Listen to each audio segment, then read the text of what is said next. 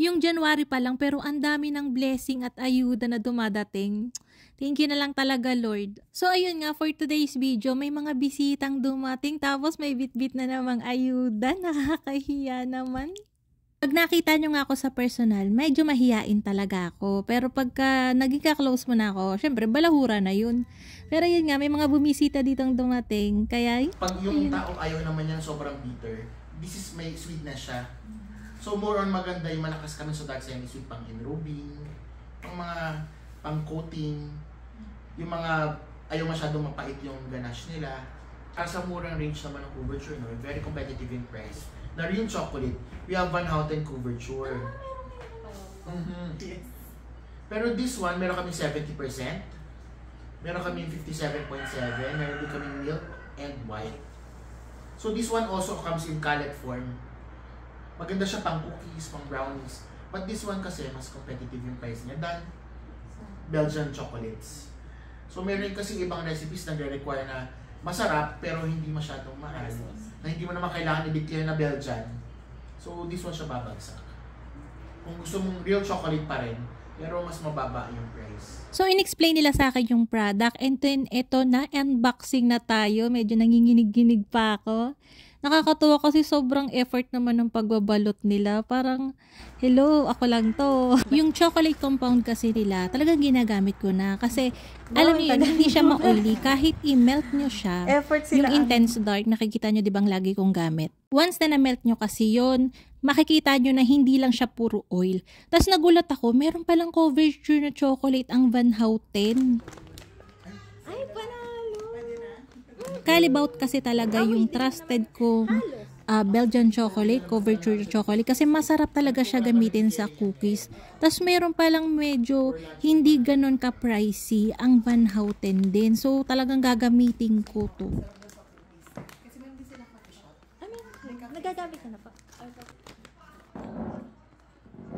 Meron din silang milk chocolate na couverture para sa ayaw ng masyadong dark. So, ayan. Pag ayaw mo na masyadong intense na yung pagkapait, ito yung para sa'yo. Para siya calibout, pero mas mura siya. Yun nga lang, ang difference, hindi mo siya pwede i-declare na Belgian. Ito namang white chocolate na to, ang dami kong na naiisip na pwedeng paggamitan. Pwede siyang sa red velvet chocolate chips, sa mga panghalo sa cream cheese kung gusto ko na talagang stable. Ito na yun. Amoy na amoy milk talaga siya. Parang ang sarap na kagad mag-bake. Tapos ito mga to, mga nagamit ko na to kasi ano to lagi siyang available sa mga baking store na pinagbibilan ko. Tapos ito meron pala silang satin black. Yan ang solusyon namin sa black niya. Sobrang kintab.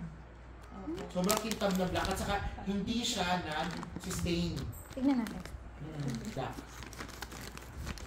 Pwede na siyang pang black na frosting. Yes, pang black talaga. Pang black. Ang maganda dyan, yung flavor niya very subtle. Parang white chocolate siya na color black. So hindi siya tignan mo siya, pag tinikman mo siya, hindi siya matapang. Maganda dyan, hindi siya nagsistain, saka very glossy. Nasagamit ko to. Ayun! Maarti ako sa cocoa powder. Hindi, yun talaga ang hindi ako nagpapalit kahit dati pa. Pero try natin ito. Hindi. Ay, ba? Medyo high fat kasi parang double the fat content yan. Yung standard. Tapos soluble po siya. Yung talagang wala siyang natitirang granules. Pwede siya sa baking.